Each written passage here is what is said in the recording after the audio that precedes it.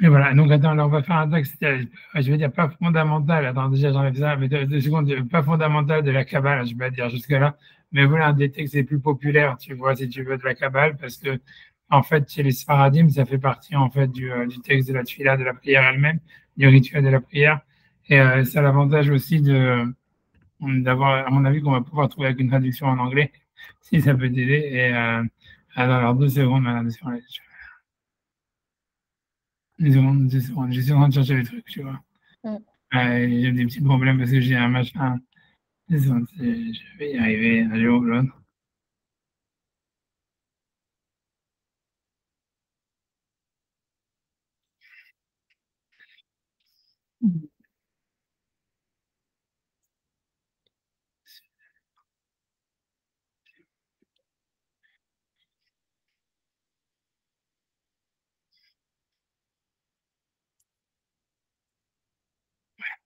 Voilà, on a une version bilingue avec les voyelles.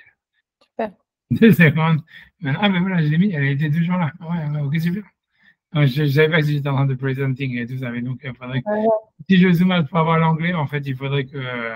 J'ai avoir du mal à avoir les deux en même temps, quoi. Parce que si. Moi, je garde les voix. Tu sais, en tous les cas, qu'il y a la traduction en anglais en dessous, quoi. Je sais Ouais. pas autant parce que, voilà, sinon, je zoome out. La seule manière d'avoir les deux, il faut que tu vois, il faut que je zoom in.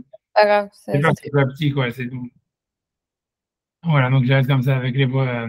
Donc maintenant, honnêtement, l'origine de ce texte, est-ce que je ne sais pas si ça fait partie du Zohar, ça fait pas partie du Zohar. ok. Non, bah, mais disons, c'est un des textes les plus populaires de la Kabbale. Où en fait, donc voilà, donc c'est vraiment un texte, enfin, c'est un bon texte pour commencer, pour étudier un peu la Kabbale et sur les sphirotes, etc. Donc a priori, ce texte il est attribué à Eliyahu Hanavi, le prophète Eliyahu Hanavi, qui n'est pas. Donc ça, c'est explicite dans le Tanakh qu'il n'est pas mort et qu'il est monté sur un char céleste dans le ciel.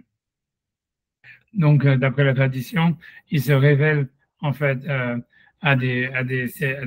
disons à des kabbalistes, quoi, si tu veux, et leur révèle des secrets de la Torah. Il apparaît énormément, très souvent dans le Zohar, etc., pour révéler des secrets à Rabbi Shimon Bar Yochai, etc., et aux autres auteurs du Zohar. Et donc ça, c'est un texte qui en fait qui s'appelle voilà Patach Eliyahu. C'est-à-dire il y a beaucoup de textes qui commencent comme ça sur Eliyahu Hanavi. Donc c'est dit Patach Eliyahu Hanavi, Zachor Letov. Donc voilà donc c'est Eliyahu Hanavi donc qui s'est révélé. On ne sait pas qui est l'auteur, mais en tous les cas dans la Zohar. Et en tous les cas qui a dit donc tout est cité en son nom. Peu importe. Bon, à part Eliyahu Hanavi lui-même, c'est sûr dans la Kabbale c'est quelque chose. Ça veut dire à part que c'est un personnage, etc. Il a des attributs mais bon, pour l'instant, de toute façon, on est obligé de lire, traduire et on ne peut pas comprendre tout exactement. Donc il a dit, donc, Patach Yonavi Zachor Letov Amar, donc Rabbi Yonavi a dit, a ouvert en disant, Ibn Albin, maître des mondes, Lean Had, que tu es un, Velo Bechushban, mais pas un mathématique, a priori, ça veut dire, c'est une autre unité, donc pas un qui serait comparable à un 2 ou un 0, mais voilà, un tout il a, mais ça va être explicité plus par la suite, un tout il a alcool ilaïn, donc tu es plus haut que tout ce qui est plus haut, c'est Tima alcool c'est timine, le plus caché de toutes les choses cachées, Elet Mahashava, il n'y a pas de pensée, Tefissa Bach, qui puisse t'appréhender, petite phrase qui pourrait être jouée, donc grasp en anglais, c'est une bonne traduction, je ne sais pas comment dire en français, qui puisse t'appréhender, on va dire, voilà. Il n'y a pas de pensée qui puisse t'appréhender du tout. Marcal, Antou de Apac, c'est toi qui as fait sortir Asar Tikkunin, les 10 arrangements, avec Karina Lon, qu'on appelle Esther Sephiral, les 10 sphères. L'Anhaga Veron, qui te permettent donc de conduire, l'Anhag, Manhig, c'est de conduire Veron à travers eux, Almin Setimin, les mondes cachés, d'Eloïd Galian, qui ne sont pas dévoilés, qui ne se dévoilent pas, Valmin Galian et les mondes qui se dévoilent. Veron Itkassia du Benacha, je vais que les traduire, Veron Itkassia du Benacha, et c'est à travers ces 10 sphirotes, ces 10 tikkunin. Le mot sphirote est difficile à traduire, il peut y avoir plein de choses. Ça peut vouloir dire quelque chose qui est comptable, du mot sefer, sport, compter. Ça peut vouloir dire plein de choses. Ça peut être une sphère aussi, parce qu'en hébreu, la racine, elle n'est pas hébraïque, mais dans le Zohar, il y a plein de racines qui ne sont pas hébraïques, donc ça peut être grec et ça veut dire sphère. Ok. Le mot, voilà, c'est pas clair. Tu vois, ici, il a traduit les 10 arrangements. Tikkun, c'est un arrangement. Et il les appelle les 16 tikkunim, qui sont les 10 sphirot, les 10 séphiram. Je sais pas comment ils ont traduit, mais ça peut, ça, a priori, si on veut dire que c'est une racine hébraïque, ça serait en fait les 10 nombres, en fait. Tu vois, les sports, ou les dire. Mais bon, encore une fois, le mot sefer, il est très large en hébreu. Ça ne veut pas dire compter, réciter et même écrire. Enfin, je vais raconter. Donc, ça peut être 10 récits, ça peut être 10 nombres, ça peut être, voilà, 10, voilà, c'est très difficile. En tout cas, 10 séphiram. Donc, les 10, on va dire les 10 sphères, on va dire, pour garder comme ça. Un agave, un almine, c'est 10. Donc, on a vu, donc. Donc, je reviens pas sur ça, c'est simplement parce que je voulais expliquer le mot sphère, peut-être. Je sais pas comment, honnêtement, moi, je suis pas un grand connaisseur de la Kabbale, mais le fait même voilà, de lire ce texte, de le traduire, ça donne déjà des clés, peut-être. En tout cas, voilà. Donc, il dit à travers ces 10 sphères, donc Hachem, il se cache, il dit, Ouvéon, il casse et Nacha. Je suis désolé, non, je vais, Ouvéon, il casse et Nacha, et à travers eux, donc, tu te couvres des hommes. Ouvéon, tout des cachés à l'homme, et c'est toi, en fait, qui les attache, donc, qui les attache, ou qui les noue, on met Yachon, et qui les unifie, au Vegindat, les gaves, et puisque toi, tu es au-dessus, de ces 10 sphères, Colman de Afrishkan Minhavre, tout celui qui séparerait une des sphères de l'autre, Melen Asara, de ces 10, et Drashi voulait ça serait considéré pour lui qu'Elo Afrishbach, comme s'il avait fait une séparation en trois, donc ce qui voudrait dire en tous les cas que ça serait très grave. Et donc, ben bon, donc voilà, donc ça c'est les introductifs, voilà, voilà, t'as la traduction en anglais si tu veux, voilà, bref, et donc, j'avance quand même. Mais c'est un peu, pas enfin, c'est que c'est pas clair tout ça. C'est-à-dire, après, il explique un peu ou c'est juste. Oui, oui, oui, il va expliquer un peu, mais ça va rester non clair. Hein. N'attends pas à trouver des trucs Mais oui, non, ok, mais quand même, parce que qu'il soit caché, mais qu'il binds together et unify, enfin, je sais pas, c'est hyper. Ok, mais ça veut dire quoi derrière? C'est une autre question. Ça veut dire, bon, on va peut-être lire, on va lire la suite, et peut-être on va voir si ça s'éclaircit plus tard. Mais donc, il dit, en tout cas, voilà, c'était un peu la traduction d'en haut, tu vois, des trucs. Donc le paragraphe d'après, il dit, Hélène a essayé en séphiran, et donc c'est 10 sphères, c'est 10 sphirotes. Et nous, Nazlin, Kessidran, donc les voici qui arrivent, Nazlin qui vont Kessidran dans leur ordre, c'est-à-dire en fait, je vais les énoncer dans leur ordre. Radarir, une longue, Rad Katsar, une est courte, et Rad Benoni, et une est moyenne. J'ai aucune idée de ce que ça veut dire, mais a priori, ça veut dire qu'en fait, elles sont liées par trois, et qu'à chaque fois, il y en a une longue, une courte, une longue, une courte, une moyenne. Ok. Et qu'a priori, c'est lié en fait au son du chauffeur. Même dans le son du chauffeur, je ne sais pas si tu vois, c'est aussi ça, il y a des sons courts, longs. Ouais. Et c'est toi en fait, tu vois qu'il est conduit. Veletman dan Niglar, mais il n'y a personne qui te conduit à toi. L'eau est là, ni en haut, vélo est tata, ni en bas, vélo Mikol Sitra, ni dans aucun des côtés. Je vais dire, les Wushin Kanzlon, ça veut dire tu as instauré des habits pour ces sphères, des Minaïhu Parin, à travers lesquels volent, ça veut dire, oui, les foires, c'est vol, ça veut dire qu'elle voilà, elle vole, je sais pas comment ça dire, moi, c'est pas vraiment voler, c'est comme des petits oisillons qui volent pas très haut, quoi. Les Minaïhu Parin, donc, desquels volaient des Nishmatin, les âmes, à l'éliminer l'achat pour les hommes. Donc, ça veut dire, a priori, ce que ça veut dire dans l'histoire, de dire que voilà, que Hachem, il conduit les sphérotes, voilà, mais c'est pas les sphérotes ne le conduisent pas à lui et que personne ne le conduit à lui. Ok, bon, c'est clair, on va dire. Après ça, quand il parle des habits que Hachem il aurait mis sur les sphérotes, desquels, en fait, volent les âmes des êtres humains, ça voudrait dire, en fait, que chaque être, à le sens littéral, a priori, ça veut dire que chaque neshama, en fait, elle émane d'une sphère spécifique. Principalement, tu vois, c'est-à-dire, voilà. C'est ça ce que ça veut dire a priori, puisqu'il dit que les âmes, ce serait en fait des habits des sphérotes. C'est comme en fait c'est Hachem, donc il se manifeste dans l'univers à travers les sphérotes, comme si en fait les sphérotes, ce seraient des intermédiaires entre comment expliquer, entre la présence divine qui est immatérielle et le monde matériel. Même, en fait, tu vois, parce qu'on voit bien, c'est dit qu'en fait, lui, il est un, mais en fait, c'est comme il est un, il est au-dessus de tout, etc. Mais d'un autre côté, cette unité, elle doit se manifester dans l'univers qui est pluriel. Et a priori, l'idée, c'est que, en fait, cette unité, elle se manifeste dans l'univers qui est pluriel et mosaïque, si on veut, à travers un premier morcellement, en tous les cas, le morcellement des 10 sphirotes. Voilà. Mais à travers lesquels, a priori, on a l'impression que même si Hachem lui-même s'habille à travers ces 10 sphirotes, en tous les cas, les neshamot, les âmes, en fait, des êtres humains, elles sont décrites comme étant des habits aux séphirotes. C'est-à-dire c'est en lien avec la personnalité qu'on a. A priori, plus que la personnalité, la destinée, etc. C'est-à-dire la manière de. C'est surtout plus que la personnalité, ouais, c'est plutôt aussi, c'est surtout, puisqu'on voit bien qu'en fait, d'une manière générale, les 10 sphirotes, elles sont pas séparables les unes des autres. Donc, en fait, c'est plus que des personnalités, c'est comment est-ce qu'on réagit par rapport à certains environnements et par rapport à certaines conditions. Et aussi, ouais, et comment est-ce que nous, on va s'intégrer, en fait, dans cet environnement, dans ces conditions, ce qui va créer notre destinée, quoi. Ok. Donc, plus que, tu vois, c'est-à-dire que dans le Zohar, la Kabbalah, en général, elle n'est pas super, elle est pas super essentialisante d'une manière générale, mais à plus forte raison dans les âmes humaines. Ça veut dire que, tu vois, ça veut dire l'idée même d'essence de l'âme dans la Kabbale, on va dire, c'est pas évident que ça existe, quoi.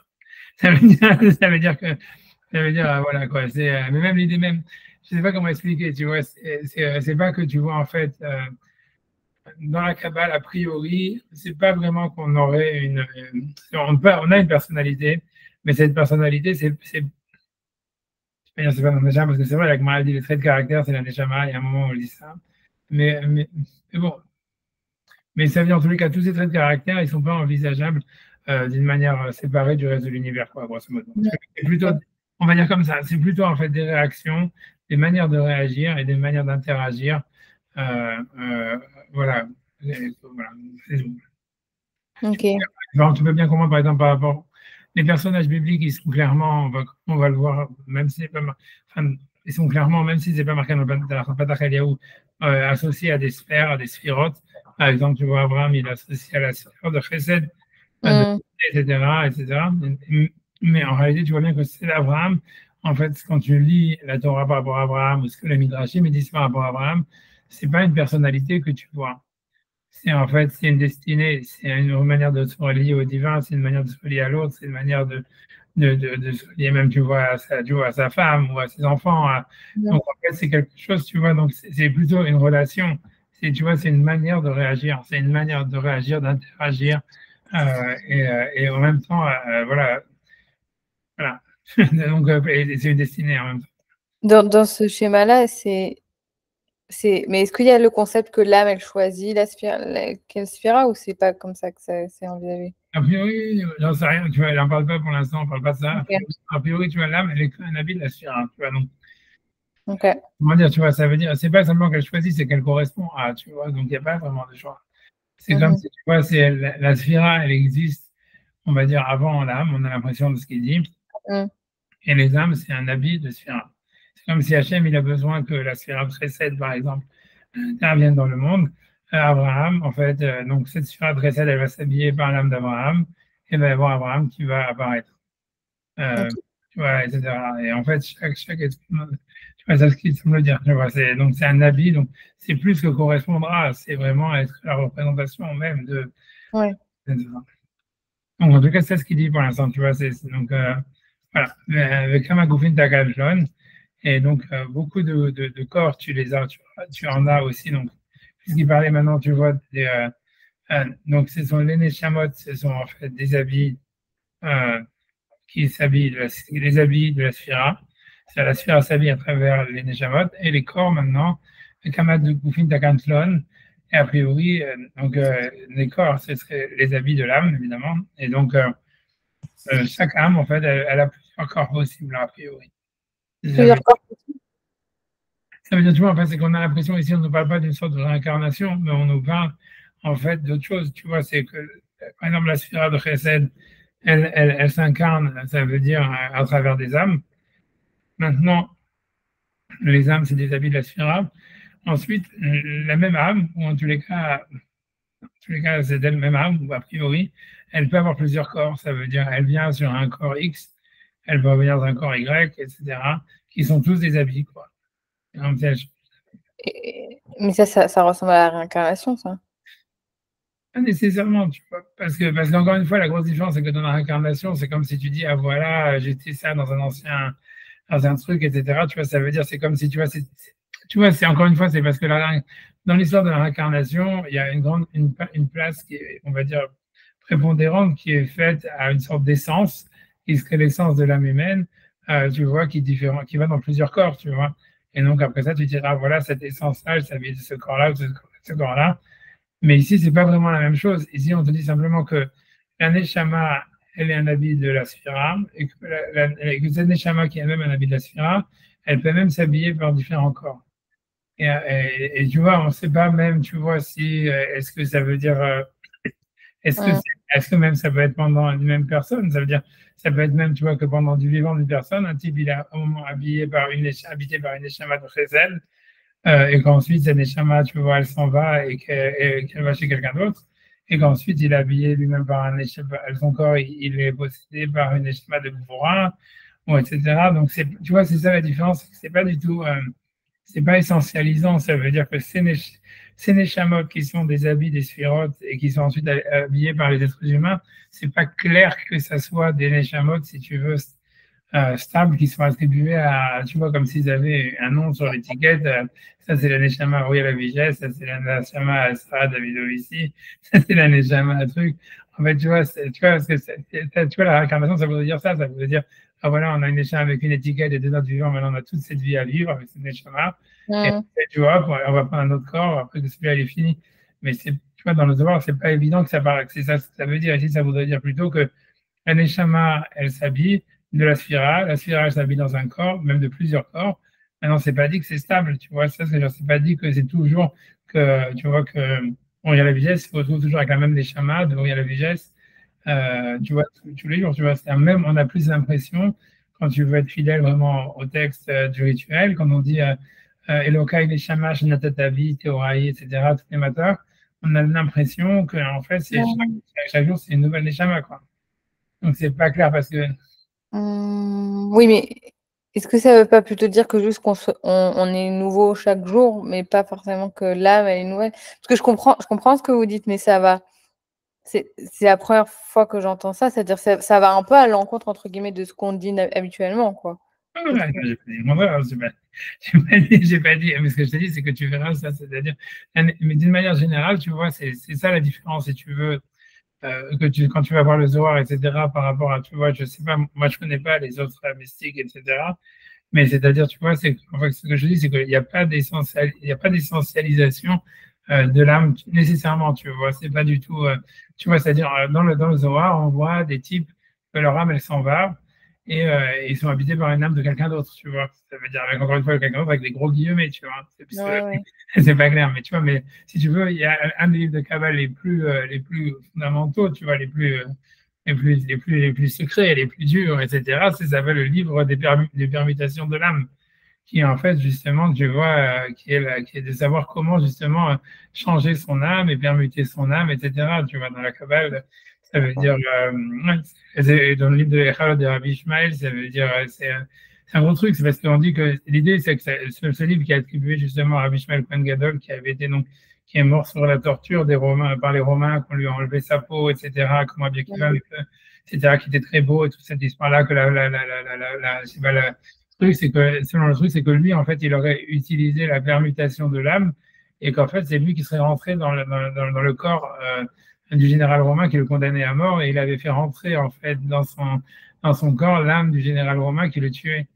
Et toute cette histoire-là, ça veut dire c'est toute la technique, donc il y a carrément des trucs, tu vois, comme ça. Et après ça, tu vois, ça veut dire on est habité par des âmes, ça veut dire, tu vois, à différents moments par rapport à des ça veut dire à des décisions. On a, pour comprendre, si tu demandes la question, c'est qu'en fait, on a une capacité, si tu veux, en fait, à capter des âmes, tu vois, si tu veux. C'est pas capter des énergies, c'est peut-être des énergies, puisque tu vois, on a dit que les âmes, c'est en fait des habits des sphirotes, mais ça veut dire qu'on a des capacités à capter des âmes et à changer, tu vois, mais ça veut dire, c'est pas en fait pas. C'est pour ça que je te dis que tu vois que la personnalité est très différente en fait de tout ça. C'est-à-dire le rapport au corps là-dedans est compliqué, tu vois. C'est-à-dire en quoi le corps il est un habit de l'âme, etc. Et surtout, qu'est-ce qu'elle vient foutre la personnalité, l'idée même d'identité là-dedans, tu vois, c'est très compliqué. C'est ça, c'est là où c'est pas évident. C'est pas lié, c'est-à-dire que, tu vois, dans la Kabbale, en réalité, tu fais des actions et les actions, elles peuvent entraîner que telle ou telle âme, elle va venir s'habiller en toi, tu vois. Parce que t'as décidé ou parce que tu t'es mis dans tel ou tel état d'esprit et en fait, tu es possédé, tu vois. C'est pas que tu es possédé, mais c'est que tu es habillé par telle ou telle âme, tu vois. Et après, cette âme-là, elle part et tu peux habiter par une autre âme, etc. Par exemple, quand Pinchas, dans la paracha, je ne sais pas si tu as vu, quand Pinchas, il a tué Zimri, etc., on dit qu'il a été, dans le Zohar, il y a marqué, en fait, c'est que l'âme de Nadav Avihu, qui avait été mort le jour de l'inauguration du Mishkan, ils l'ont habité et c'est ces âmes-là qui l'ont fait faire ça. Il était habité par ces âmes quand il a fait ça. C'est ce qui est marqué dans le Zohar, etc. Mais il y a plusieurs. Et l'idée générale, c'est que, en fait, tu vois, c'est l'idée générale des mitzvot d'après le Zohar, c'est que, en fait, en faisant une mitzvah, tu vas, ouais, tu vas capter. C'est pas que, en fait, ouais, c'est, en fait, tu crées un appel ou même tu crées une énergie qui va faire que, d'un mouvement retour, tu vas avoir une énergie. Tu vois, spirituelle, mais qui, en général, tu vois, qui va être une âme ou une sphère, etc., qui va venir t'habiter, qui va te faire ça. Non, c'est mitzvah, tu vois, une autre énergie. Nous, l'idée, toujours dans la Torah, qu'une mitzvah entraîne une mitzvah, une avéra entraîne une avéra, et que l'idée, c'est surtout, tu vois, voilà, que le libre arbitre, en réalité, il est beaucoup plus sur le chemin que tu choisis de faire, plutôt que de l'action que tu fais, quoi. Ça veut dire que, et tu vois, on n'a pas de, ça veut dire, on n'a pas de libre arbitre. Voilà. Non, ça veut dire, voilà, c'est ça, le concept, quoi. Ça veut dire, c'est difficile à expliquer, mais c'est grosso modo ça, tu vois. Et ça se passe beaucoup comme ça veut dire dans le Zohar. En tout cas, c'est ça ce que ça veut dire quand ici le Zohar, il dit, quand il dit le Badach Eliyahu, il dit que les âmes, tu vois, elles sont, donc c'est des habits des séphirotes et que les âmes, elles s'habillent sur plusieurs corps. Tu vois, ça veut pas dire nécessairement la réincarnation, ça veut dire plutôt que ces habits, tu vois, elles s'habillent, tu vois. Ouais, donc, c'est ce qu'il dit, c'est des Kirogoufa, les Gabel et Bouchine, qui sont appelés donc des corps pour les habits, puisque les âmes sont eux-mêmes des habits. Donc le corps, c'est un habit sur la vie, et Mahasian et Léon, et donc il les recouvre. Donc il recouvre en fait les schémas. Voilà. La traduction, malheureusement, elle est trop loin pour être. Ok, donc je suis là. Donc maintenant, il va se commencer à citer donc les 10 sphirotes qui sont, voilà, donc ce que tu as dû entendre beaucoup parler avec l'histoire de l'arbre de vie, tu vois. Vetkiro, Vetikuna, ils sont appelés dans cet arrangement donc voilà l'arrangement. Chesed, donc la première sphira que lui nomme, c'est Chesed, la bonté des rois Yemena qui est associée au bras droit. Gevora, donc la puissance, qui est Deoras Mala, qui est associé au bras gauche. Tiferet Goufa, Tiferet, ça veut dire la gloire. Dire comme ça, c'est très difficile, on va dire comme ça. La gloire, c'est le corps, c'est le tronc, on va dire. Netzar Verod, ça veut dire, Netzar, c'est soit l'éternité, soit la victoire. Verod, c'est la gloire, mais une gloire différente de Tiferet, tu vois, c'est-à-dire, ça serait plutôt la splendeur, quelque chose qui resplendit. Donc, ça serait donc d'un côté l'éternité ou la victoire et la splendeur, c'est Teren Shokin, sont les deux hanches, mais les deux pieds a priori. Yesod, c'est Yuma des Gouffins. Le Yesod, c'est la base, donc c'est la fin du corps. Od Kodesh, le signe de l'alliance sacrée, ça veut dire le sexe. Masculin, en fait, mais bon, peu importe. Malchut, Petora Shebalve, ça veut dire la royauté, c'est la bouche. Donc là, on en est là. On a vu Chesed, Gevura, Tiferet, Netzach, Od, Yesod. Donc on est déjà à 6. Donc on a Malchut, donc la royauté. Donc la paix, la bouche, c'est la royauté. C'est la Torah Shebalve, la Torah orale, qui est la royauté. Chochma, ça veut dire la sagesse. Donc il a 8. Oui. Mora, c'est le cerveau. Et Mahashava Melegav, c'est la pensée qui vient d'en haut, qui est par en haut. Bina, 9, l'intuition. Liba, c'est le cœur, ou Baal Avevin, et c'est à travers elle que le cœur comprend. Et sur ces deux sphères qui sont la chorma et la bina, c'est-à-dire la sagesse et l'intuition, le cerveau et le cœur, sur ces deux sphères, il est dit, Anistarot la Hashem Elokeinu, les choses cachées appartiennent à Dieu. Et ensuite, il y a la 10e sphère qui est Keter Elion, la couronne suprême, ou Keter Malchut, qui est la couronne de la royauté, Valé Itmar, et sur lui, il a été dit, Magid Mereshit Aharit, c'est la chose qui dit depuis le début la fin. Veillum Karkavta Ditfilé, et c'est, on va dire, c'est l'endroit où on pose des téphilines, ou quelque chose comme ça. Et Karkavta, c'est le front des téphilines, c'est a priori. Et ensuite, donc ça, on a les 10 sphirotes, mais au-dessus des 10 sphirotes, il y a encore une sorte d'intermédiaire avec l'unité divine, qui est le tétragramme lui-même, Milégav, Iou, donc en haut donc de la couronne de la royauté, il y a la lettre Yod, la lettre E, la lettre Vav, la lettre E, Néo Hatzilut, qui est en fait le chemin du rayonnement. Iou Shakyo de Elana, c'est ceux qui abreuvent l'arbre, Midroy, ça veut dire dans ses racines vers une feuille jusqu'à ses branches, et ses branches, Kemaya de Ashkel Elana, comme l'eau abreuve l'arbre, mais Baou Shakyo, il le fait grandir en l'abreuvant.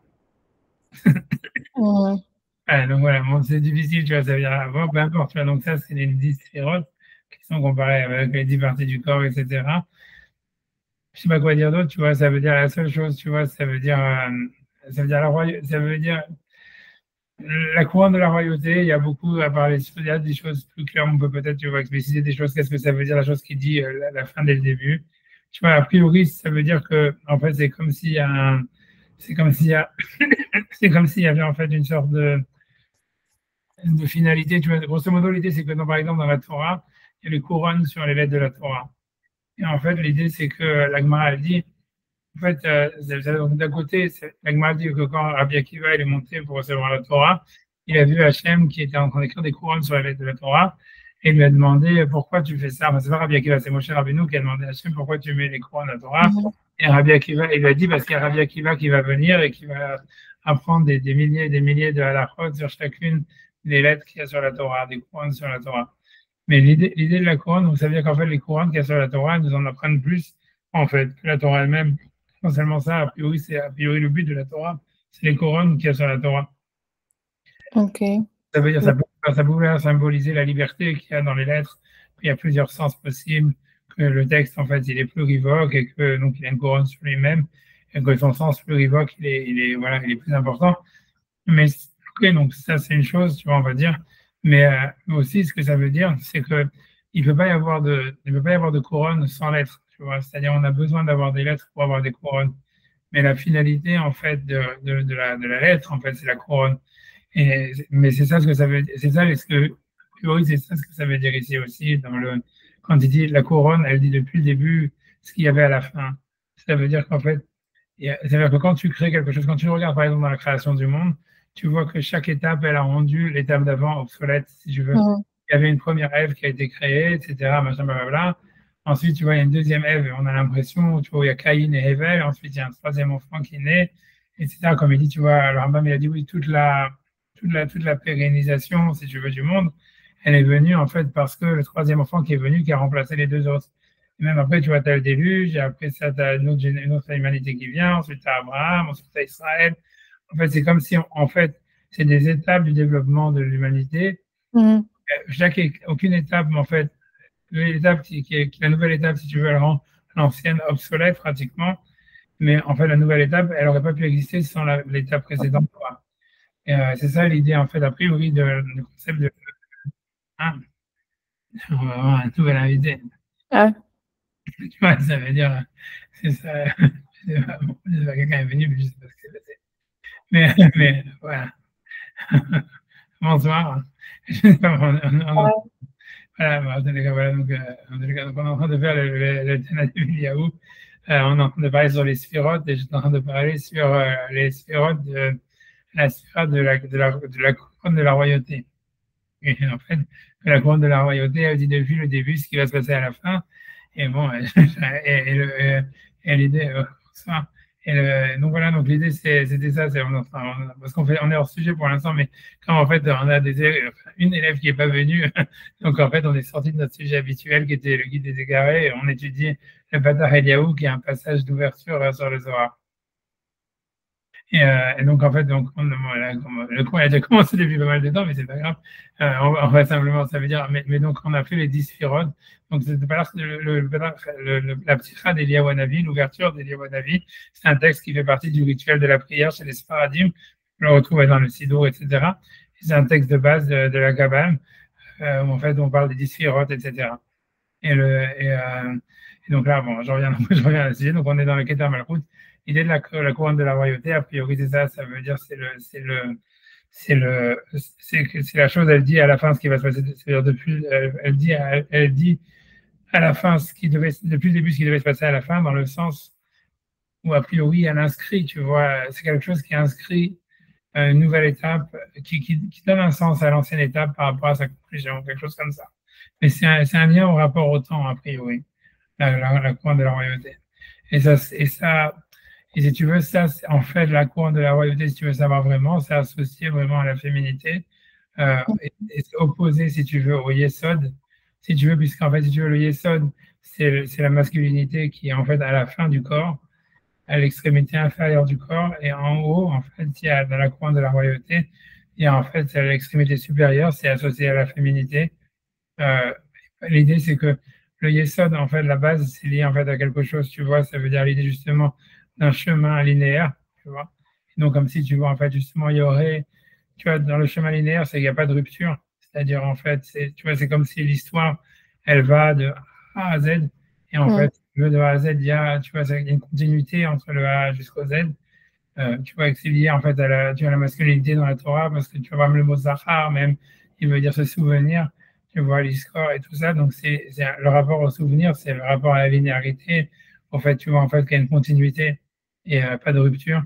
Alors que la couronne de la royauté, comme j'ai dit, qui dit depuis le début ce qui va se passer à la fin, c'est l'idée en fait de la rupture, c'est-à-dire que à chaque fois qu'il y a une conclusion, l'étape d'avant elle devient obsolète, elle a moins de sens, et en fait on est sur une nouvelle étape ou sur quelque chose d'autre, tu vois, qui crée une rupture, un rapport différent en tous les cas avec le temps.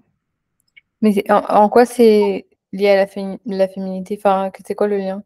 A priori, c'est parce que tu vois, d'après la Torah, tu vois, la Torah, elle envisage, elle pense que les femmes, elles ont ce rapport, tu vois, ça veut dire autant, quoi. Ça veut dire, tu vois, ça veut dire qu'ils n'ont pas une vision linéaire du temps, moins linéaire que les hommes, quoi. Ça veut dire, voilà. Tu vois, c'est un peu, tu vois, c'est comme le fait de donner naissance à un enfant, tous ces trucs-là, tu vois. Ça veut dire qu'en fait, ces données, tu vois, voilà, il y a une nouvelle étape, machin, et en fait, ça rend obsolète l'ancienne, tous ces trucs-là, tu vois, il y a quelque chose comme ça. Tu vois, ça serait, il y a ça, a priori. Ici, dans le Beta Eliaou, c'est pas évident, tu vois, il y a marqué simplement, tu vois, c'est la couronne de la royauté, mais a priori, c'est ça, tu vois, a priori, c'est en tout cas, c'est ce qu'il dit le début jusqu'à là, depuis le début, ce qu'il y aura à la fin, c'est tout ça, a priori, c'est lié à ça. Donc, après ça, on a le tétragramme. Encore une fois, même dans le tétragramme, il y a aussi du masculin féminin. Tu vois que les deux lettres E, en fait, c'est deux lettres féminines qui représentent en fait la réception, le fait de recevoir, ou même la transformation. Tu vois, on peut dire la transformation, tu vois, parce que voilà quoi. Grosso modo, ça symbolise le E, ça symbolise, tu vois, en fait, voilà, il y a une petite ouverture, une grande ouverture. L'idée, c'est tu vois que ça reçoit quelque chose, ça fait sortir quelque chose de plus grand, quoi. Tu vois, c'est comme tu vois comme une femme qui fait de la naissance à un bébé. Et alors que tu vois que les lettres Yud et Vav, en fait, c'est des lettres masculines. Tu vois, donc, et tout ça, en fait, c'est dans le rapport qu'il y aurait entre la matérialité et la spiritualité, que ça se passerait à deux étapes, tu vois. Ça veut dire, ouais, peu importe ce que ça veut dire. Et à un moment, vous avez traduit, je sais plus c'est où dans le texte, c'est les choses cachées d'Hachem ou quelque chose comme ça.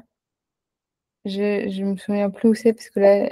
Et qui se couvre il se cache à travers les sphérotes des êtres humains, ouais, peut-être ça. Bon, mais, oui, ou même avant ça, oui, Kedar Malachut, oui, c'est a parlé sur la Chorma et la Bina. Ouais. La Chorma et la Bina, c'est sur ces deux choses-là, il y a marqué les choses cachées appartiennent à Hachem. C'est un pasouk, tu vois. Ok. Et enfin, je sais pas, vous savez ce que ça veut dire exactement cette phrase? Ouais, ça peut vouloir dire beaucoup de choses, mais le sens, a priori, tu vois, ça voudrait dire, voilà, que, le sens littéral, ça serait de dire, est-ce qu'on est vraiment on sait d'où viennent nos émotions, est-ce qu'on sait d'où viennent nos idées? En fait, pas vraiment, tu vois, c'est ça l'histoire, c'est caché, c'est des choses cachées d'Hachem. Et donc voilà, quoi, ça vient de quelque chose qui est plus haut, auquel on n'a pas vraiment accès, tu vois. Peut-être quelque chose Ok. comme ça, tu vois, sens littéral, tu vois, c'est-à-dire, voilà, c'est ce qui a l'air, tu vois, si tu veux traduire vraiment sans trop te casser la tête, ça veut dire dans le sens littéral, ça donne ça. Ok. Tu vois, bref, tu vois, bon, peu importe, tu vois, et peu importe l'histoire, tu vois, voilà, et donc, c'est rien que pour encore un peu parler un petit peu sur le tétragramme, après je vais avancer, mais c'est-à-dire, donc le tétragramme, ça veut dire, à travers le tétragramme, Hachem, donc, il influe, il envoie de l'énergie, enfin, une énergie à l'univers, donc cette énergie, elle est diffractée à travers les disques, etc. Comme un arbre qui fait pousser, etc. Machin. Le tétragramme, comme je t'ai dit, donc ça veut dire il y a les deux, ça veut dire les deux aspects du masculin et féminin. L'idée, en fait, générale, c'est le rapport de la spiritualité avec la matérialité. Les deux aspects, en fait, tu vois, il y a plein, mais en grosso modo, pour faire un lien, même il y a un petit lien avec la paracha de la semaine dernière. Dans la Kabbale, en réalité, si tu veux, les deux lettres du Yud et du Vav, ça symbolise en fait soit la relation père-fille ou la relation homme-femme, mari-femme. On retrouve dans l'annulation des vœux, etc., de Isha et Fimé, qu'il y avait au début de la paracha de la semaine dernière. Et peu importe ce que ça veut dire, tu vois, a priori, tu vois, ça veut dire, ça dépend en fait de la relation, de la passivité par rapport, ça veut dire de comment le spirituel, il va influencer dans le matériel. C'est-à-dire que ça veut dire l'homme, en réalité, ça veut dire, ce modo, c'est si, c'est pour parler de manière très, très schématique, et évidemment, ça ne veut pas dire ce que je dis, mais on va dire comme ça, c'est si jamais quelqu'un, parmi fait les mitzvot, quelqu'un, il est religieux, donc il a un rapport avec le spirituel, donc il crée un appel, si tu veux, à la spiritualité, comme on a vu, en fait, que à travers les mitzvot, on va donc créer une dynamique qui fait on va, comment dire, être habillé ou habité par des énergies qui vont ensuite, tu vas nous faire d'autres mitzvot, etc.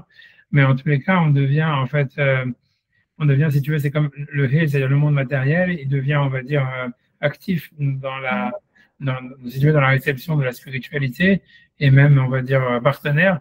Et donc, ça serait la relation, en fait, homme-femme qui aurait entre le matériel et le spirituel, tu vois, d'une manière où la spiritualité, si tu veux, la matérialité, elle accueille, en fait, et elle active dans la relation tu vois, avec la spiritualité, elle crée la dynamique. Et en fait, Dieu, il fait que répondre en fait, à la dynamique qui a été initialisée par l'homme, par ses actions. Et donc, ça serait, on va dire, a priori, une modalité possible. Et l'autre modalité, c'est si jamais, en fait, l'homme, en fait, il rejette le divin de sa vie, on va dire, etc. Donc, il ne fait pas les mitzvot, etc. Donc, Hachem, il va quand même intervenir dans sa vie, etc. Parce que tout vient d'Hachem.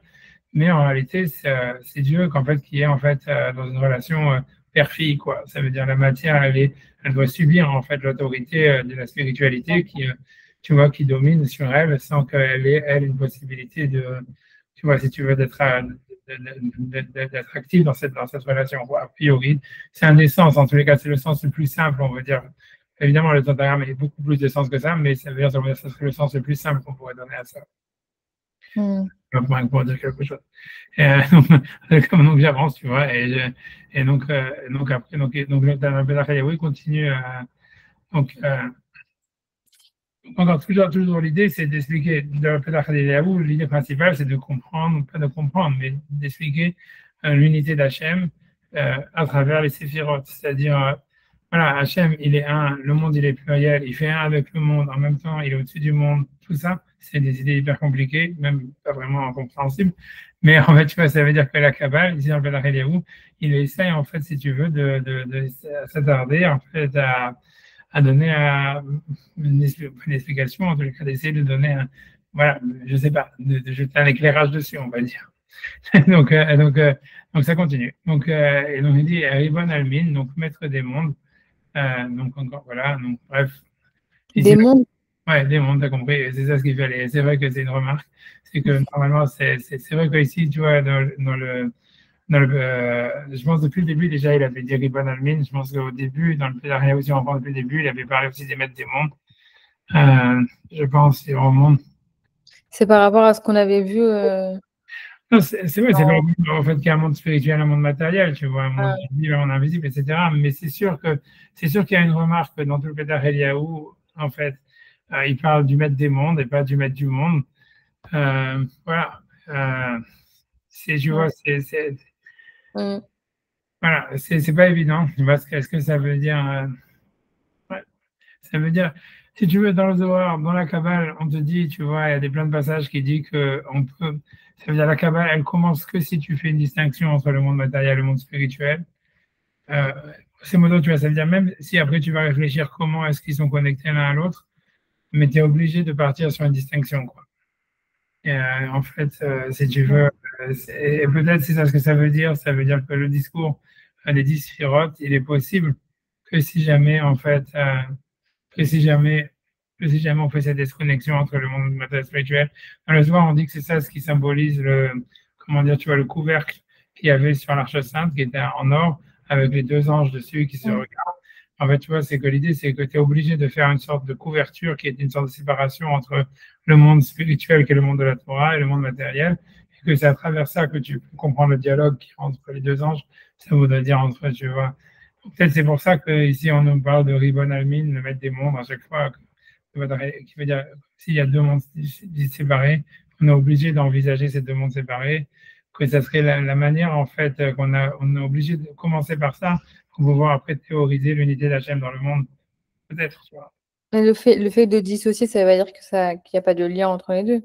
Non, non, clairement, c'est sûr, puisqu'on est obligé de dire que Dieu est un, donc ça veut dire que voilà, il n'y a pas de. Donc c'est sûr que quelque part, c'est ce qu'il a dit depuis le début. Donc, Mm.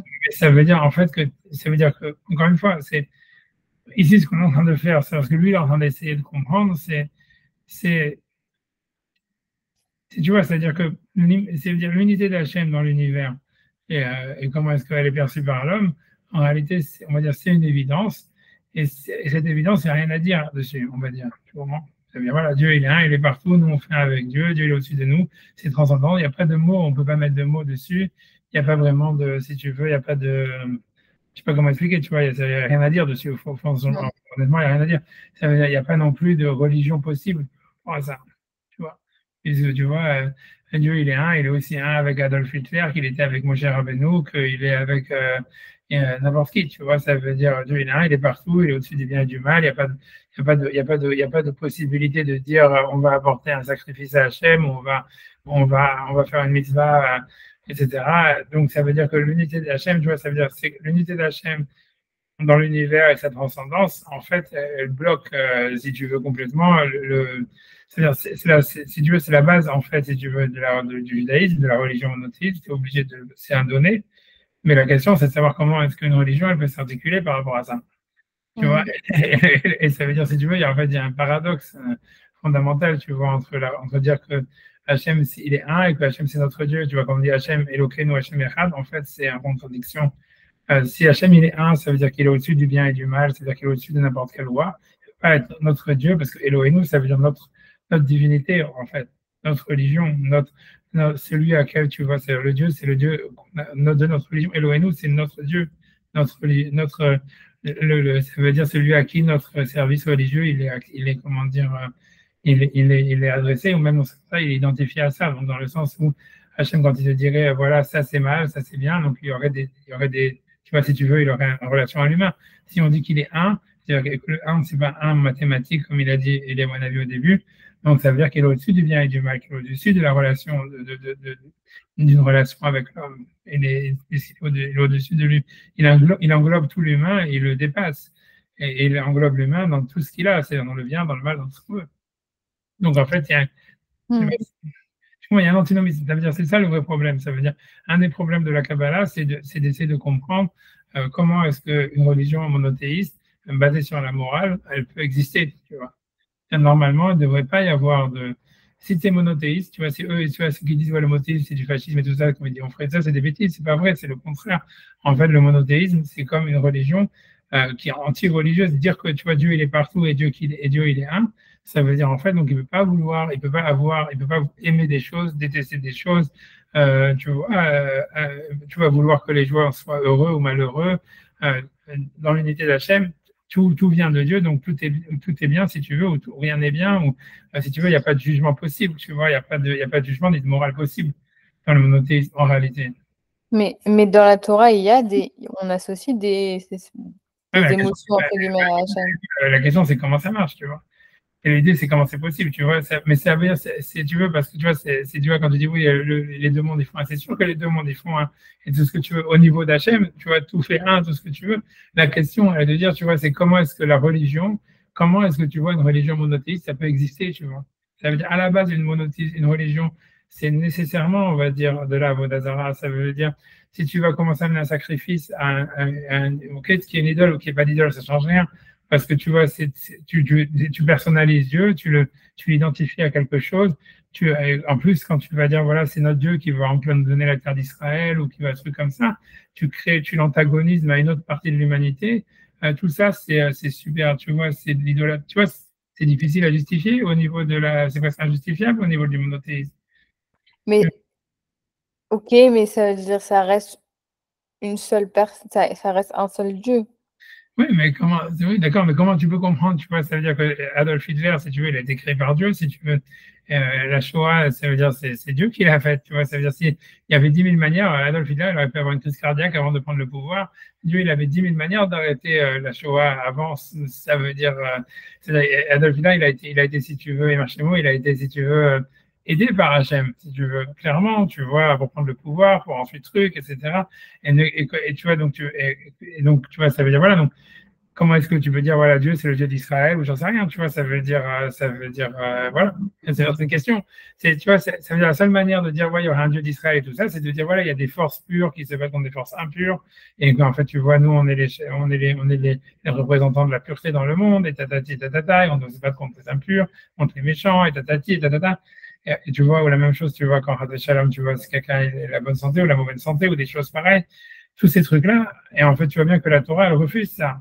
Tu vois, tu vois, ça veut dire, parce que même quand par exemple il y a les sorties d'Égypte, tu vois, Hachem, il tue pas Pharaon à la fin, Hachem, il s'adresse à Pharaon, etc. Il dit pas, ah, Pharaon, c'est le mal incarné, tu vois, parce qu'en fait, Pharaon, c'est un envoyé d'Hachem. Tu vois, comme Adolf Hitler, c'est un envoyé d'Hachem. Donc, tu vois, ouais.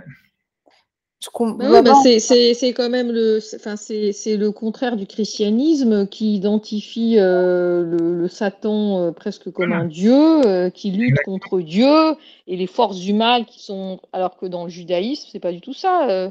C'est comme vous dites, c'est Dieu il a entre guillemets créé le mal Le mal et n'existe après pas. ça, moi je pense que ça dépasse l'humain quoi. Ça veut dire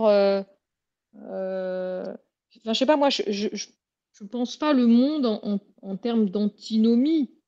C'est-à-dire, comme vous dites, il y a une forme d'unité dans le monde. Après, il y a des desseins divins qu'on ne peut pas comprendre. Pourquoi est-ce que Dieu il a fait la Shoah? Pourquoi est-ce que Dieu il fait le 7 octobre?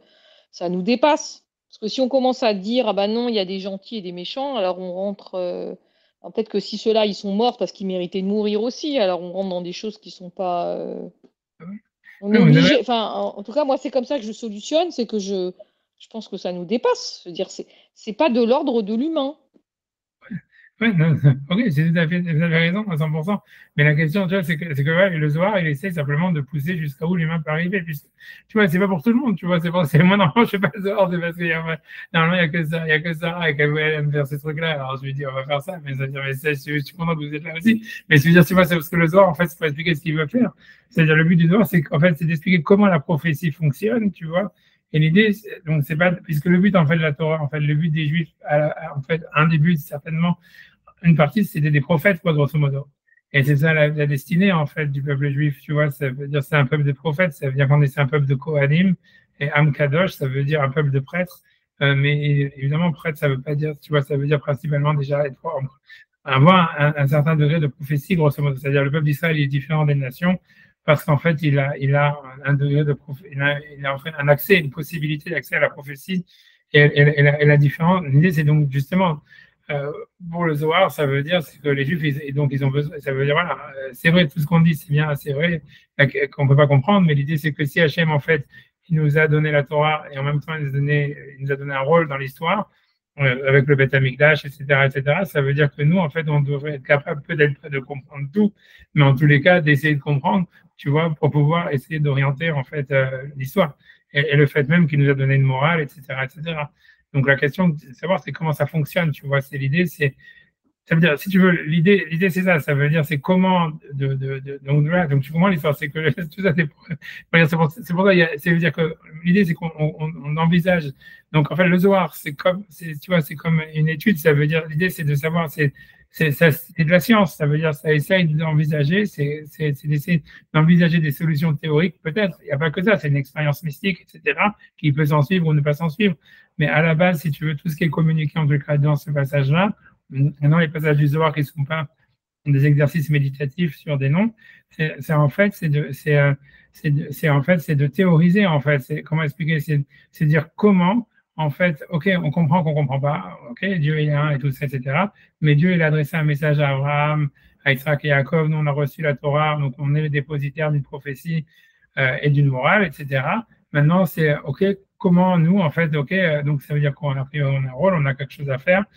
Comment est-ce que nous, on peut en fait envisager, voilà, ce rapport à ça, quel est notre rapport au monde et comment est-ce que nous, on peut se reconnecter à chaque juif par rapport à sa neshama, comment est-ce qu'il peut en fait se reconnecter au maximum avec le divin pour recevoir quelque chose qui se rapprocherait le plus de la prophétie, quoi, si tu veux. Et l'idée par derrière, tu vois, c'est d'expliquer comment, la manière dont le Zohar, c'est un peu ce que tu vois, c'est ce qui est marqué en fait, ce qui est dit en filigrane dans ce Patach Eliyahu qu'on a étudié, qu'on a lu dans toute la partie qu'on a étudiée, c'est de dire, en fait, les sphirotes, c'est des créations humaines. Ça veut dire, tu vois, le chesed, gvura, tiferet, tout ce qu'on va te dire sur le divin, ça veut dire, c'est de la création, c'est une création humaine.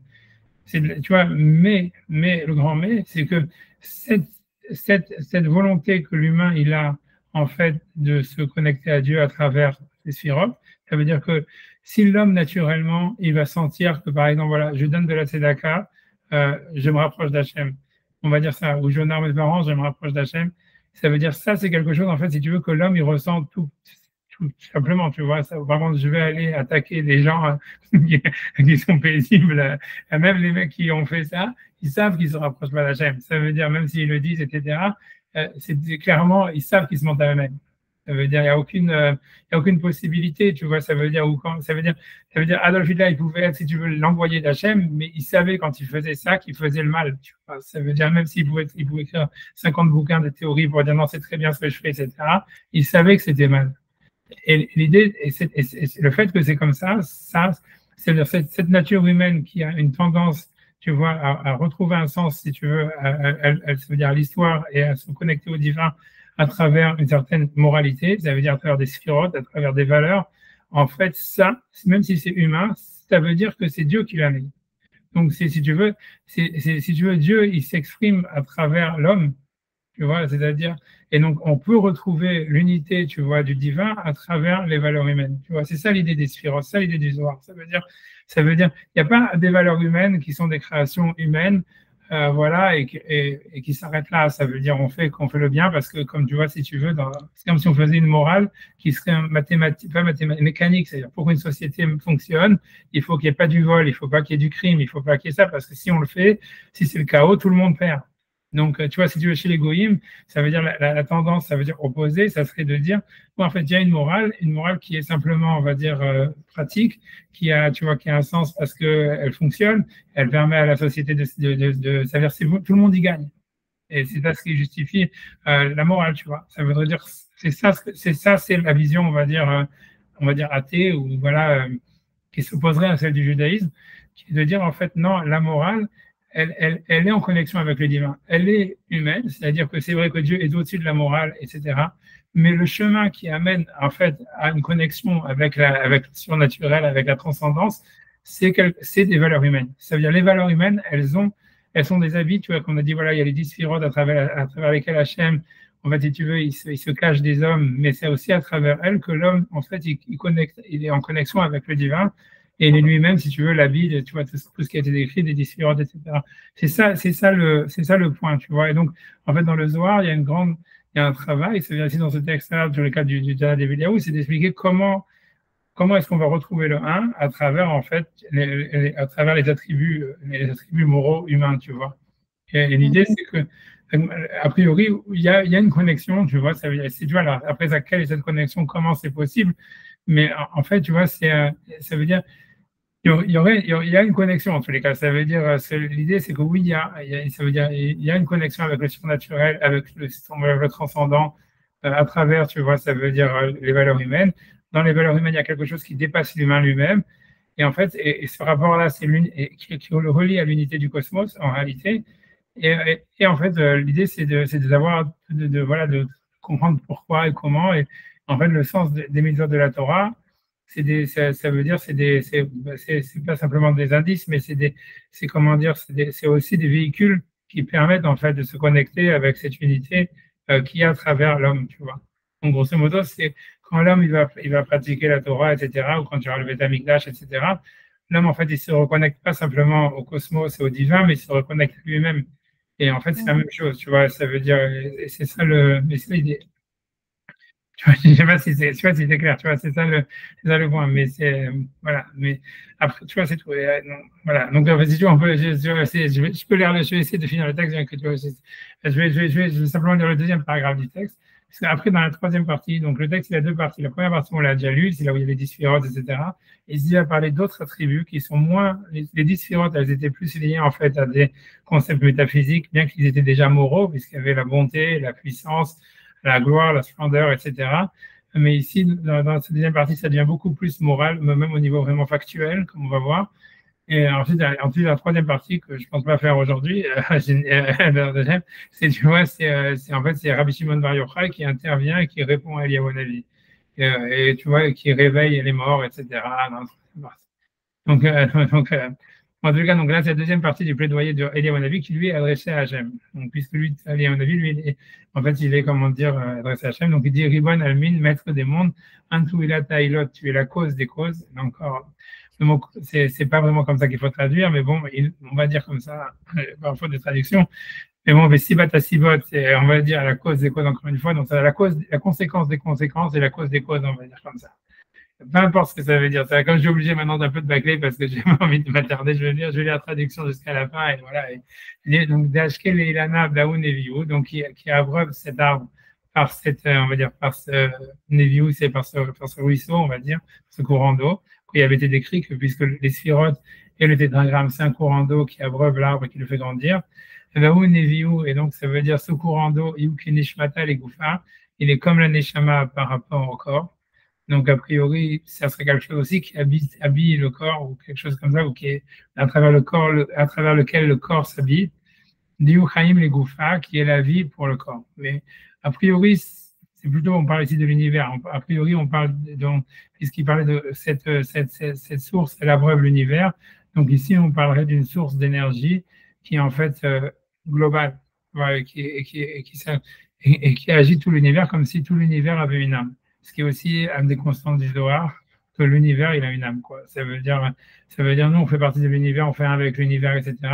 Et notre Neshama, il est complètement connecté à l'univers, mais l'univers lui-même, il a une âme, à part ça. Et tu vois, au voir l'aide des miens de la des Goufa, ça veut dire, mais encore une fois, donc l'univers, lui, il aurait une âme, et donc ça serait l'habit d'une âme.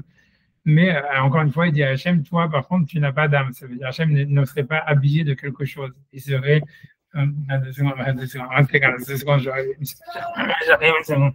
1 seconde. Can you do 20 minutes? 20 minutes. 1 minute. That's right. Well, how much? 10 minutes? 10 minutes, okay. Okay, thank you very much. Okay. Ouais. Désolé, je raccorde encore dans 10 minutes. Mais bon, ça, je vais finir d'ici 10 minutes, je vais y arriver. Donc, en tout cas, ça serait que l'univers, il est animé par une énergie, cette énergie, donc en fait, ça serait comme son âme, etc. Donc, il dit, mais encore une fois, ici, Eliyahu Hanavi, il dit que Hachem, lui, par contre, n'a pas d'âme, etc. N'est pas comme ne fonctionne pas dans la dualité corps-âme. Tout le reste, tout ce qui est créé dans le Zohar fonctionne dans une dualité corps-âme. Sauf, tu vois, Dieu. Dieu est le seul qui ne fonctionne pas dans une dualité corps-âme. Ça veut dire d'un habit, quelque chose qui habille. Bon, en tout cas, donc, je continue. Je suis obligé de continuer. Et tu as créé le ciel, la verre et la terre. Tu as fait sortir des cieux le soleil, la lune, les étoiles et les constellations. ou Béara, et sur la terre, Ilanin ou Tchaïn, les arbres, c'est-à-dire la végétation, Veginta d'Éden et le jardin d'Éden, Veisvin, et encore une fois, a priori, les plantes, on va dire, Vechevan et les animaux, Veofin et les oiseaux, Venounin et les poissons, ou Veirin, a priori, c'est des autres types d'animaux, des animaux plus gros, on va dire. Les animaux, bref, c'est un autre type d'animal. On regardera la traduction en anglais en dessous. Ou venez d'achat, les êtres humains. Les Shtemodea, Beon, Ilain, et pour leur faire connaître, en fait, les mondes suprêmes. Vers Hitnagun, Beon, Ilain, du Tataïn, et comment, en fait, se conduisent, en fait, les mondes supérieurs et les mondes inférieurs. Vers Shtemodea, Mila, et Tataï, et comment tu es connu, en fait, de tous les mondes supérieurs et inférieurs. Mais, paradoxalement, Veled Yada, Barklal, mais personne ne te connaît vraiment. Personne ne te connaît. Ça veut dire ici, il y a, à mon avis, je suis obligé d'avancer, je vais rien que traduire, mais c'est-à-dire qu'il parle en fait du paradoxe qu'il y a une évidence de la présence divine et en même temps une incapacité en fait à voir qu'est-ce que c'est et c'est ce paradoxe en fait il existe il y a un avis dans toute la création. Ça veut dire à part toi il n'y a pas d'unité possible dans les mondes supérieurs ou inférieurs. Donc Hachem en fait ce serait celui qui unifie les univers. Et qui leur donne une cohérence. Et toi, tu es connu sous le nom de maître de tout. Et toutes les sphères, elles ont par contre un nom connu. Et c'est à travers ces noms qu'on peut appeler les anges. Mais toi, tu n'as pas de nom connu. Parce que c'est toi qui remplis tous les noms. Et tu es la perfection de tous les noms. Et je traduis, Jacques, je vais finir. Et si toi, tu partais donc des noms, les noms deviendraient comme des corps sans âme. Tu vois, je ne sais pas si j'y arriver. Tu comprends, mais pas par une intelligence possible, qu'on puisse définir. Tu intuitionnes, mais pas une intuition qu'on peut définir. Tu n'as pas une place connue. Et là, simplement, ça veut dire pour te faire connaître, tout ce qu'on voit, c'est des révélations qui nous permettent de te faire connaître aux êtres humains. On va dire quelque chose comme ça. Et pour leur faire savoir comment tu conduis l'univers, Bedina Obrachame, par la justice et la miséricorde, et nous, Tzedek ou Mishpat, qui sont la justice et la loi, qui qui correspondent aux actions des êtres humains eux-mêmes. Et donc là, maintenant, il va donner des nouveaux attributs divins. Un din ou gevura, ça veut dire la justice, c'est la puissance. Mishpat amudadem saïda, la loi, c'est la colonne du milieu. Tzedek malchuta kadisha, la justice, on va dire comme ça, c'est très difficile à traduire tzedek, mais ça veut dire le soupaisement, on va dire le balancement. C'est la royauté sainte, malchuta kadisha. Mosne tzedek, les plateaux de la balance. C'est ten samre keshot, c'est les deux bases de la vérité. Hin tzedek, c'est la mesure de hin, qui est une mesure a priori de volume, c'est le signe de l'alliance. Tout ça, c'est pour montrer comment est-ce que le monde est conduit. Mais ce n'est pas que tu as une justice qu'on peut définir des Yehudin qui serait le jugement. Ni une loi connue des Yuachame qui serait la miséricorde. Ni aucun de ces attributs-là. Comme Rabbi Shimon, lève-toi Rabbi Shimon, et qui se renouvellent les choses par toi. Puisque voilà, Dieu t'a donné le droit de dévoiler des secrets cachés par ta main. Chose qui n'avait jamais été donnée, droit qui n'avait jamais été donné à aucun être humain avant, jusqu'à aujourd'hui. Voilà. Je suis obligé d'arrêter comme ça. Et bon, voilà, vous avez la traduction en anglais en dessous. Je ne sais pas s'il y a le link, je peux envoyer le link après si vous voulez. Ouais, vous regardez, et puis voilà, et vous aurez des questions après, voilà, mais je suis un peu occupé par le temps. En tous les cas, bienvenue à Béatrice, et voilà, et à la prochaine, en tous les cas, si vous voulez. Normalement, on ne fait pas des cours comme ça, c'est normalement c'est exceptionnel. Voilà, en tous les cas, merci beaucoup. Au revoir, au revoir. Merci, au revoir, merci beaucoup. Au revoir.